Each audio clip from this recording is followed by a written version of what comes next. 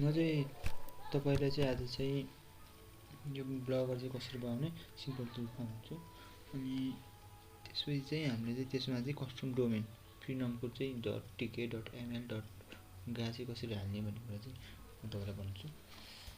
पहिलो कुरा हामी चाहिँ ब्लगर कसरी बनाउने सिम्पल छ।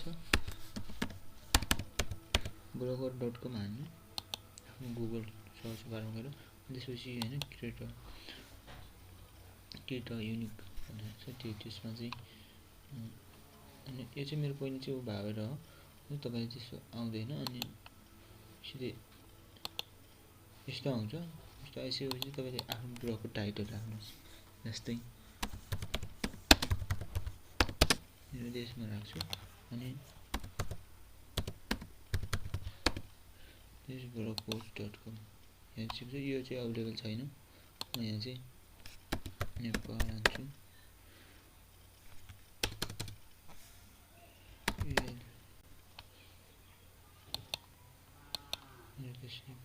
यो पनि एभाइलेबल छैन भने चाहिँ अब अर्को हाल्छु त।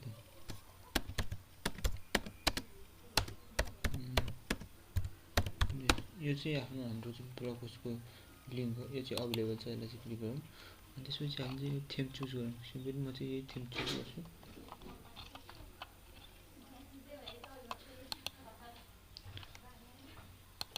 अनि क्रिएट अ ब्लग भयो।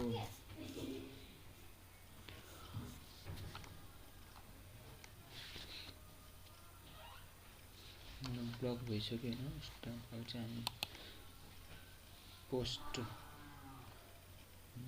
गर्नुपर्छ।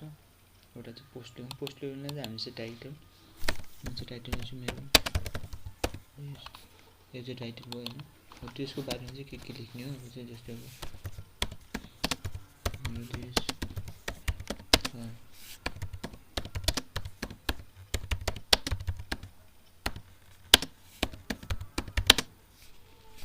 अब यस्तो तपाईले लेख्दै जानुहुन्छ। अब तपाईले चाहिँ नेपालीमा लेख्नु पर्यो भने चाहिँ यहाँ चुज गर्नुहुन्छ नेपाली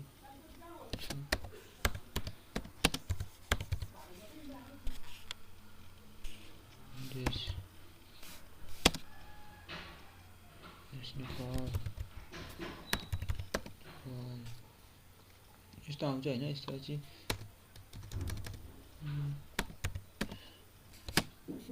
त्यस्तो लेख्दै जान्छ। अनि फोटो हाल्नु पर्यो यहाँ राख्नुस्, भिडियो हाल्नु पर्यो यहाँ राख्नुस्, लिंक राख्नु पर्यो चाहिँ तपाईले त्यो लिंकलाई यहाँ पेस्ट गर्नुस्। अनि चाहिँ यहाँ माथि त्यसलाई चाहिँ हाइलाइट गरेर चाहिँ यसो हाइलाइट गरेर चाहिँ लिंकमा थिच्नुस्। अनि त्यसले चाहिँ अब त्यो लिंकलाई फेरि यहाँ कपी गरेर चाहिँ पेस्ट गर्नुस्। अनि पछि देखाउँछ अनि क्लिक गर्नुस् अनि लिंक जेनेरेट हुन्छ हैन। त्यसरी हो। अनि म चाहिँ सिम्पल चाहिँ एउटा फोटो हाल्छु म।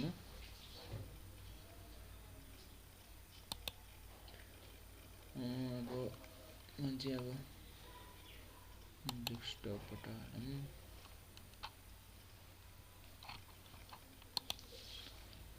यो पोस्ट हाल्छु म है।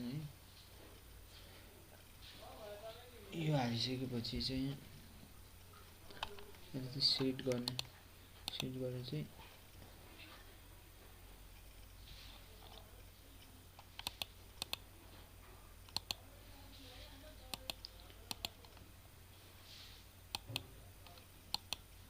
सेलेक्ट गरेर दुईटा भयो। यसलाई चाहिँ सिम्पली पोस्ट गरिदिउँ।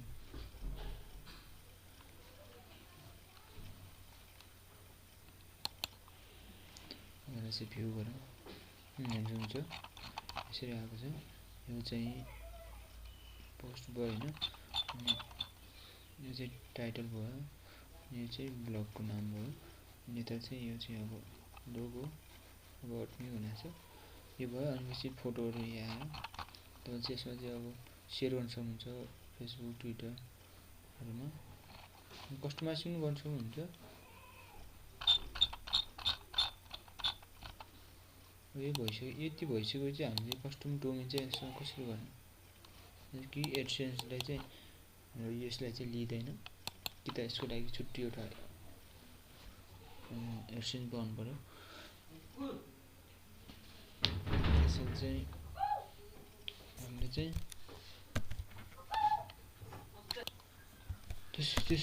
चाहिँ यसलाई चाहिँ अब ब्लगर कसरी सुरु गर्ने म चाहिँ ब्लगर कसरी सुरु कि ब्लगर कस्टम डोमेन चाहिँ कसरी यसमा चाहिँ लिने राख्ने भन्ने कुरा एट्याच गर्ने भन्ने कुरा चाहिँ यसमा कसरी जोड्ने भन्ने कुरा चाहिँ भन्छु अरू चाहिँ भन्दिनँ म अरू पनि पछि भन्छु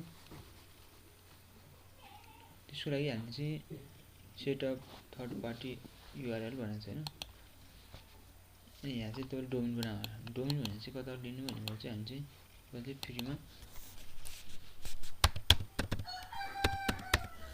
फ्रीबाट दिने हामीले फ्रीबाट चाहिँ लिने भन्दाखेरि यसमा चाहिँ हामीले फ्री पाइन्छ त्यसैले चाहिँ फ्रीमा लिने .com को चाहिँ पाउनु सकिदैन हामीले चाहिँ मेरो देश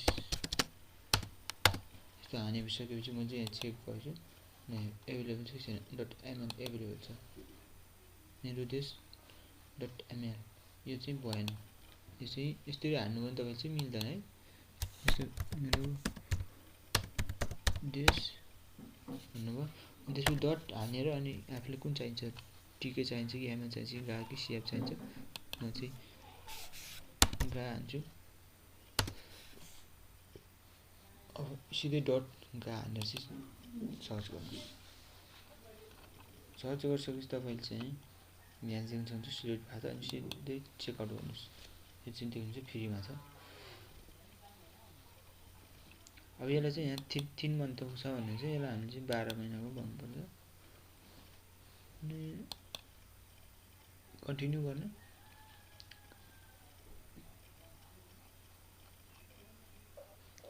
कन्टिन्यू गरिसकेपछि हामी चाहिँ यहाँ एकाउन्ट छैन भने चाहिँ एकाउन्ट चाहिँ हाल्नुपर्छ म चाहिँ एकाउन्ट हाल्छु है मैले चाहिँ अब गरिसकेँ हैन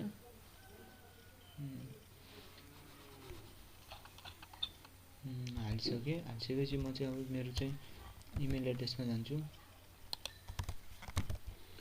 यहाँ सक्नुहुन्छ मेरोमा चाहिँ फ्रीडमबाट चाहिँ मेल आएको छ जस्तो कि अब चाहिँ फ्री नम्बर चाहिँ अब म चाहिँ एकाउन्ट बनाउनु भने त्यो गुगलबाट चाहिँ साइन अप गर्नुपर्ने चाहिँ अनि एउटा चाहिँ मेल आउँछ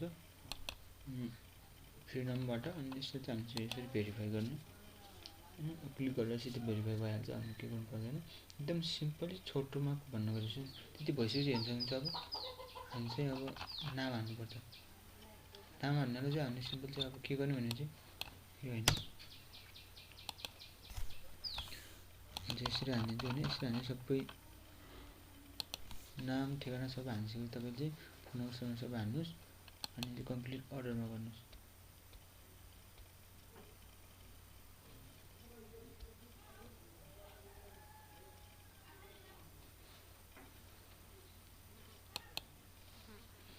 कम्प्लिट अर्डर हालिसकेपछि चाहिँ हामीले चाहिँ अब यसलाई चाहिँ एकछिन कुर्नुपर्छ हैन अनि अब चाहिँ हामी चाहिँ सर्भिस हेर्नु हामीले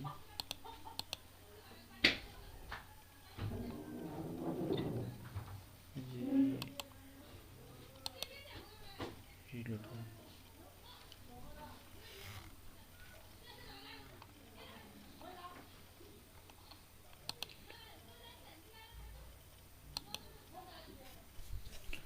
अब चाहिँ हामी चाहिँ यसलाई चाहिँ अब 12 महिना गरेर चाहिँ कन्टिन्यू गर्ने कि डोमेन जस्तो डोमेन सर्च गरिसकेपछि हैन चाहिँ तपाईले चाहिँ पहिला साइन अप गरे हुनुपर्छ यसो भने चाहिँ अब चाहिँ मेरो चाहिँ साइन अप भएको छैन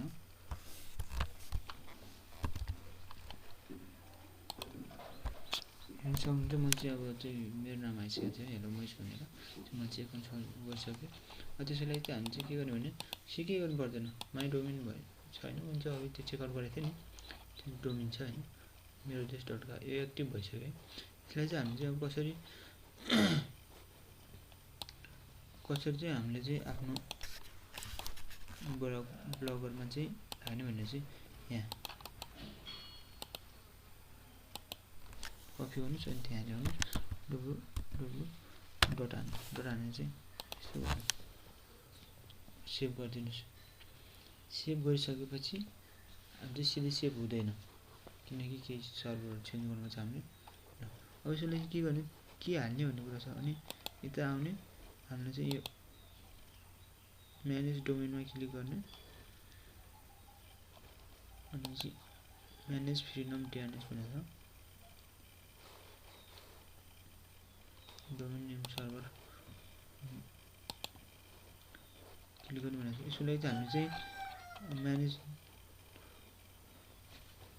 डिएनएस म्यानेजमेन्टमा आइसकेपछि हामी चाहिँ यस्तो देखाउँछ हैन यस्तो देखिसकेपछि त देखाउँछु यहाँ एकछिन भएपछि यहाँ किन म्यानेज फ्रिडम डिएनएसमा क्लिक गरिसकेपछि एउटा चाहिँ यही छ यो अनि 5 वटा हाल्ने अब 3 4 1 5 यति हालिसकेपछि अब चाहिँ हामी चाहिँ यहाँ हाल्नुपर्छ यस्तो नाम सर्भर चाहिँ हाल्नुपर्छ नाम सर्भर चाहिँ यस्तो पोर्ट यस्तो चाहिँ हाल्नुपर्छ तपाईले चाहिँ अनि यहाँ चाहिँ दुईटामा चाहिँ सिनेम गर्नुस् अनि त्यसपछि यहाँ ब्लगरमा जानुस् ब्लगरमा गएपछि यो कपी गर्नुस् फर्स्टलाई यो कपी गर्नुस् ल्याउनुस् फर्स्ट सिनेमलाई चाहिँ यो कपी गर्नुस् सेकेन्डलाई चाहिँ फर्स्टको चाहिँ साइडमा चाहिँ यो राख्नुस् अनि फेरि ताउनुस् सेकेन्डकोलाई चाहिँ यो कपी गर्नुस् अनि यो हाल्नुस् हैन अनि यसको चाहिँ सेकेन्डको चाहिँ पछाडि चाहिँ यो हालिसकेपछि सेभ गरिदिनुस् क्लिक सेभमा सेभ चेन्जमा सेभ हुन्छ यो सेभ भयो भने चाहिँ यहाँनिर चाहिँ 5 वटा चाहिँ 6 वटा चाहिँ हरियो चाहिँ देखाउँछ सेभ सक्सेसफुली भनेर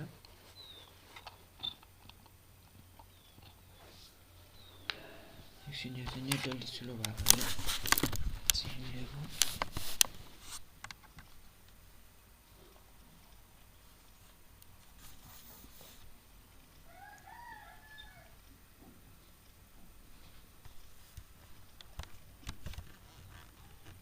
देख्न सक्नुहुन्छ भइसक्यो यो भइसकेपछि चाहिँ हामीले चाहिँ ब्लगरमा चाहिँ सेभ गर्ने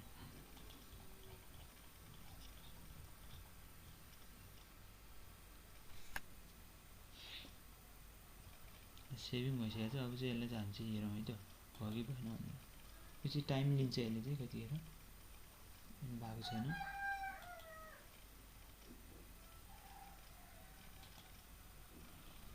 5-10 मिनट टाइम लिन्छ